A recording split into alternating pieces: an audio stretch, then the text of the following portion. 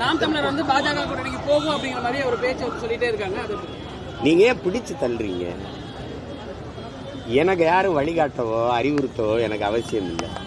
எனக்கு சொந்தமாக மூளை இருக்குது, சிந்திக்கிற ஆற்றல் இருக்குது. நான் என்ன நினைக்கிறேனோ அதான் செய்வேன். திரும்ப திரும்ப அந்த கேள்வியை நீங்கள் எழுப்புறத நான் வந்து வெறுக்கிறேன், இல்லை இருக்கிறேன்.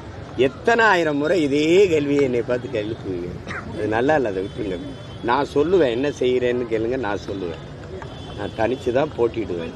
அதை திரும்ப திரும்ப சொல்லிக்கிட்டு இருக்கிறது அது ஒரு அளவுக்கு தானே அதையே சொல்ல முடியும். விட்டு வேற கேள்வி கேளுங்க.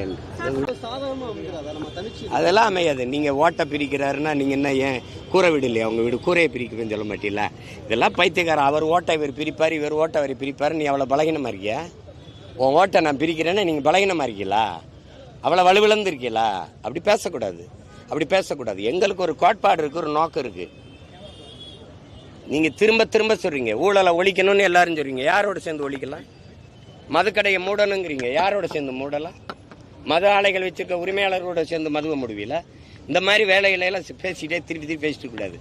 என்னையும் சேர்த்துக்கொண்டு இந்த சாக்கடைகளை தள்ளுறதுல நீங்கள் எல்லாரும் பேரார்வம் கொண்டு இருக்கிறீங்க. நான் அது எங்கள் விருப்பம். நான் வந்து தற்காலிக தோல்விக்காக நிரந்தர வெற்றியை இழக்க தயாராக இல்லை. என்னுடைய பயணம் என் கால்களை நம்பிதான். எங்களின் பயணம் எங்கள் கால்களை நம்பிதான். அடுத்தவருடைய கால்களையோ தோள்களை நம்பி எங்கள் லட்சிய பயணம் இல்லை. ஏன்னா அடுத்தவர் கால்களை நம்பி நான் பயணித்தால் அது அவர் நினைக்கிற இடத்துக்கு போகும், வெளியே என் கனவை சுமந்து போகாது.